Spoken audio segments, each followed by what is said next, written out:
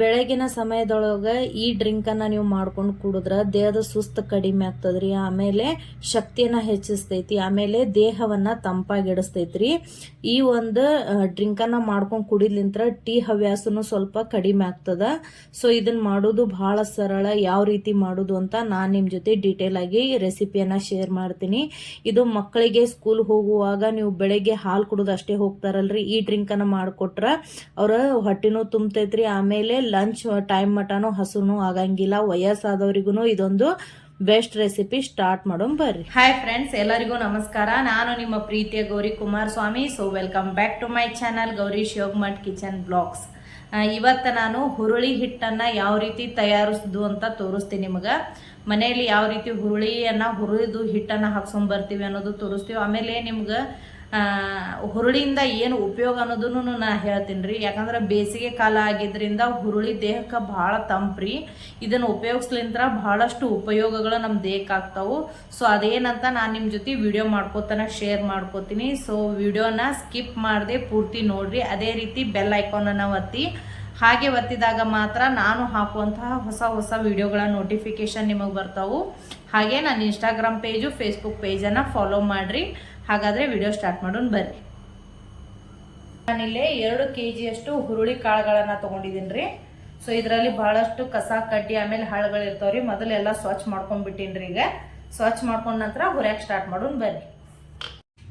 So ಒಲೆ ಮೇಲೆ ಹುರಿಯೋದಕ್ಕೆ ಈ ಥರ ಒಂದು ಪುಟ್ಟಿ ತೊಗೊಂಡಿದ್ದೀನಿ ರೀ. ಜಾಸ್ತಿ ನಾವು ಒಲೆ ಮೇಲೆ ಏನೂ ಮಾಡಂಗಿಲ್ಲ. ಬಟ್ ಮಾಡಬೇಕಾದ್ರೆ ಈ ಥರ ಪಾತ್ರೆಗಳು ಕಪ್ಪಾಗಬಾರ್ದಂದ್ರೆ ನಿಮ್ಗೊಂದು ಟಿಪ್ಸನ್ನು ಹೇಳ್ತೀನಿ ನಾನು. ನೀವು ಮಣ್ಣಿನೊಳಗೆ ಸ್ವಲ್ಪ ನೀರನ್ನು ಕಲಿಸಿ ಹಿಂಭಾಗಕ್ಕೆ ಹಚ್ಚಿದ್ರೆ ಈ ಪಾತ್ರೆ ಕಪ್ಪಾಗಂಗಿಲ್ರಿ. ನೀವು ಆಮೇಲೆ ಒಮ್ಮೆ ಹುರಿದು ತೆಗೆದಿಂದ ತಿಕ್ಕಿ ಬಿಟ್ರೆ ಸಾಕು, ಎಲ್ಲ ಕ್ಲೀನ್ ಆಗ್ತದೆ. ಆ್ಯಸ್ ಇಟ್ ಈಸ್ ಇದು ಯಾವ ರೀತಿ ಇರ್ತದಲ್ರಿ ಅದೇ ಥರ ಆಗಿಬಿಡ್ತೈತಿ.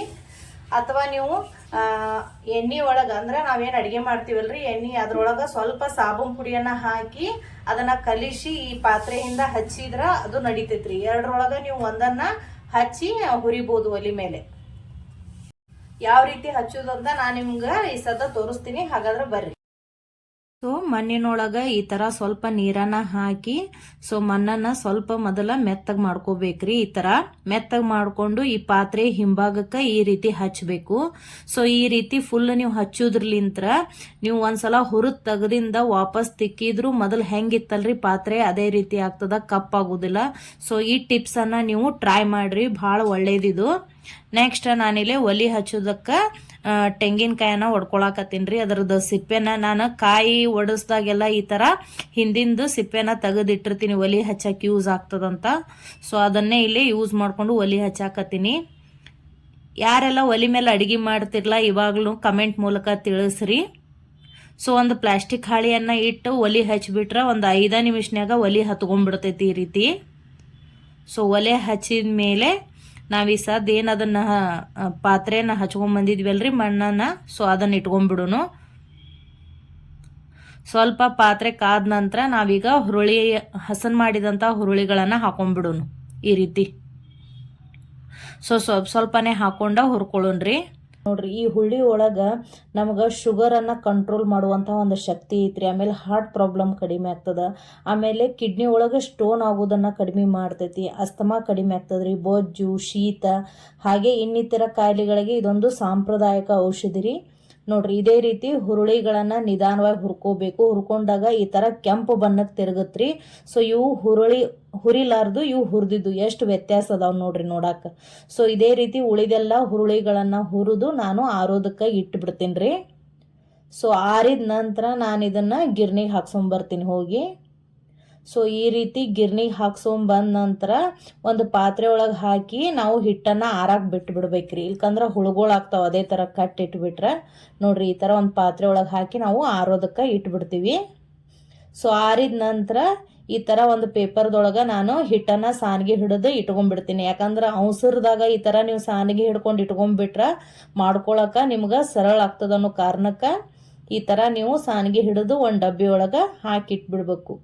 ಈ ಥರ ನೀವು ಹಿಟ್ಟನ್ನು ಮಾಡಿಟ್ಟಾಗ ಇದು ಒಂದು 3 ತಿಂಗಳು ಹಿಟ್ಟನ್ನು ನಾವು ಯೂಸ್ ಮಾಡ್ಬೋದು. ಸೊ ಈ ಹುರುಳಿ ಹಿಟ್ಟಿನಿಂದ ಸಾಂಬಾರು ಮಾಡ್ಬೋದ್ರಿ. ಆಮೇಲೆ ನೀವು ಬೇಕಂದ್ರೆ ಸೂಪ್ ಮಾಡ್ಬೋದು, ಬಹಳಷ್ಟು ರೆಸಿಪಿಗಳನ್ನು ಮಾಡ್ಬೋದು, ಉಂಡಿ ಮಾಡ್ಬೋದು. ಸೊ ನಾನು ಇವಾಗ ನಿಮ್ಗೆ ಹುರುಳಿ ಸಂಗಟಿ ಅಂದ್ರೆ ಬೆಳಗಿನ ಡ್ರಿಂಕ್ ಅಂತ ಏನು ಹೇಳಿದ್ನಲ್ರಿ, ಮ್ಯಾಜಿಕ್ ಡ್ರಿಂಕ್, ಅದನ್ನು ಮಾಡೋದನ್ನು ತೋರಿಸ್ತೀನಿ. ನಾನಿಲ್ಲೇ ಇಬ್ಬರಿಗೆ ಮಾಡಾಕತ್ತೀನಿ ರೀ. ಅದಕ್ಕೆ ಇಲ್ಲೇ 2.5 ಗ್ಲಾಸ್ ನೀರನ್ನು ಹಾಕೊಂಡಿದ್ದೀನಿ ರೀ. ಸೊ ಇದ್ರೊಳಗೆ ಚಲೋತ್ನಾಗ ನೀರು ಕಾದ ನಂತರ ನಾ ಒಂದು ಅರ್ಧ ಗ್ಲಾಸ್ನಷ್ಟು ನೀರನ್ನು ತಕ್ಕೊಂಡ್ಬಿಡ್ತೀನಿ. ಈಗ ನೋಡ್ರಿ ಈ ಥರ. ಸೊ ಈ ಥರ ತೆಗೆದಿಟ್ಟು ನೀವೇನು ಉಳಿದಂಥ 2 ಗ್ಲಾಸ್ ನೀರು ಇರ್ತಾವಲ್ರಿ ಅದ್ರೊಳಗೆ ಸ್ವಲ್ಪ ಬೆಲ್ಲನ ಹಾಕೊಂಡ್ಬಿಡೋನು. ಮೊದಲಿಗೆ ನಾನಿಲ್ಲೇ ರುಚಿಗೆ ತಕ್ಕಷ್ಟು ಉಪ್ಪನ್ನು ಹಾಕೊಳಕತ್ತೀನಿ ರೀ, ಸ್ವಲ್ಪನೇ ಸ್ವಲ್ಪ. ನಂತರ ಬೆಲ್ಲ ಹಾಕೊಂಡ್ಬಿಡೋನು. ಸೊ ಸ್ವೀಟ್ ಇಷ್ಟಪಡೋರು ಸ್ವಲ್ಪ ಜಾಸ್ತಿ ಬೆಲ್ಲ ಹಾಕೋಬೋದು, ಇಷ್ಟ ಇಲ್ಲದೆ ಇರೋದು ಸ್ವಲ್ಪ ಕಡಿಮೆನೂ ಹಾಕೋಬೋದು. ಸೊ ನಾನಿಲ್ಲೇ ಇಬ್ಬರಿಗೋಸ್ಕರ ಮಾಡಾಕತ್ತಿದ ಸಂಬಂಧ 4 ಚಮಚ ಹಿಟ್ಟನ್ನು ಹಾಕೊಳಕತ್ತೀನಿ. ಸೊ ನೀವು ಈ ಥರ ಯೂಸ್ ಮಾಡುವ ಹೊತ್ನ್ಯಾಗ ಸ್ವಲ್ಪನೇ ಹಿಟ್ಟನ್ನು ಒಂದು ಸಪ್ರೇಟ್ ಡಬ್ಬಿ ಒಳಗೆ ತಗೋಬೋದು ಈ ಥರ. ಸೊ ಯಾವುದೇ ಥರ ಗಂಟು ಇರ್ಲಾರ್ದಂಗೆ ಈ ಥರ ಮಿಕ್ಸ್ ಮಾಡ್ಕೊಂಡ್ಬಿಡ್ಬೇಕ್ರಿ.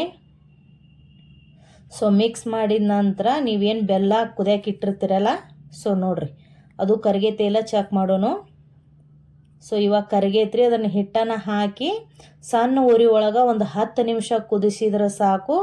ಇದು ಬೆಳಗಿನ ನಿಮ್ದು ಮ್ಯಾಜಿಕ್ ಡ್ರಿಂಕ್ ರೆಡಿ ಆಗಿಬಿಡ್ತೈತ್ರಿ. ವೆಯ್ಟ್ ಲಾಸ್ ಮಾಡೋರಿಗಂತೂ ಇದೊಂದು ಬೆಸ್ಟ್ ರೆಸಿಪಿ. ಯಾರೆಲ್ಲ ಯೋಗ ಮಾಡ್ತಿರಲ್ಲ, ವಾಕ್ ಹೋಗಿ ಬರ್ತಿರಲ್ಲ, ಹೋಗಿ ಬರೋಣ ಇದೊಂದು ಗ್ಲಾಸ್ ಕುಡಿದು ಬಿಡ್ರಿ, ನಿಮಗೆ ಹಸು ಜಲ್ದಿನೂ ಆಗೋದಿಲ್ಲ, ಆಮೇಲೆ ಹೊಟ್ಟೆನೂ ತುಂಬ್ದಂಗೆ ಆಗ್ತದ್ರಿ. ಯಾರಿಗೆಲ್ಲ ಯೂರಿನ್ ಪಾಸ್ ಆಗ್ತಿರೋದಿಲ್ಲಲ್ರಿ ಅಂಥವ್ರಿಗಂತೂ ಇದೊಂದು ಬೆಸ್ಟ್ ರೆಸಿಪಿ ರೀ. ಅವರಿಗೆ ಯೂರಿನ್ ಸರಳ ಪಾಸ್ ಆಗ್ತದೆ ಇದನ್ನು ಡೈಲಿ ಕುಡಿಯೋದ್ರಲಿಂತ್ರ. ಸೊ ಈ ರೆಸಿಪಿ ನಿಮಗೆ ಇಷ್ಟ ಆದ್ರೆ ಒಮ್ಮೆ ಖಂಡಿತ ಮನ್ಯಾಗ ಟ್ರೈ ಮಾಡಿರಿ. ಆಮೇಲೆ ಹೇಗಿತ್ತು ಅಂತ ನನಗೆ ಕಮೆಂಟ್ ಮಾಡಿರಿ. ಅದೇ ರೀತಿ ನನ್ನ ಚಾನಲನ್ನು ಸಬ್ಸ್ಕ್ರೈಬ್ ಮಾಡಿರಿ, ಲೈಕ್ ಮಾಡಿರಿ, ಶೇರ್ ಮಾಡಿರಿ, ಕಮೆಂಟ್ ಮಾಡಿರಿ. ಹಾಗೆ ನನ್ನ ಇನ್ಸ್ಟಾಗ್ರಾಮ್ ಪೇಜು, ಫೇಸ್ಬುಕ್ ಪೇಜನ್ನು ಫಾಲೋ ಮಾಡಿರಿ. ಸೊ ಈ ಥರ ಕುದ ಮೇಲೆ ಗ್ಯಾಸನ್ನು ಆಫ್ ಮಾಡಿಕೊಂಡು ನಾನಿಲ್ಲೇ 2 ಗ್ಲಾಸಿಗೆ ಹಾಕೊಂಡ್ಬಿಡ್ತೀನಿ ರೀ. ಸೊ ಹಾಕ್ಕೊಂಡು ನಾ ಮೇಲೆ ಒಂದು ಸ್ವಲ್ಪ ಹಾಲನ್ನು ಹಾಕೋತೀನಿ. ಸೊ ಹಾಕ್ಕೊಂಡು ಒಂದು ಸ್ಪೂನ್ಲೆ ನಾವು ಇದನ್ನು ಮಿಕ್ಸ್ ಮಾಡ್ಕೊಂಡ್ಬಿಡೋನು. ಸೊ ಇದು ಮಕ್ಕಳಿಗಂತೂ ಭಾಳ ಒಳ್ಳೇದು ನೋಡ್ರಿ. ಬೆಳಗ್ಗೆ ಖಾಲಿ ಹೊಟ್ಟೆಲೇನೋ ಹೋಗ್ತಾವ ಮಕ್ಕಳ ಅವಸರದಾಗ, ಅವರಿಗಂತೂ ಇದೊಂದು ಬೆಸ್ಟ್ ಈ ವಿಡಿಯೋ ನಿಮಗೆ ಇಷ್ಟ ಆದ್ರೆ ಕಮೆಂಟ್ ಮೂಲಕ ತಿಳಿಸ್ರಿ. ವಿಡಿಯೋ ನೋಡಿದ್ದಕ್ಕೆ ಧನ್ಯವಾದಗಳು. Thank you.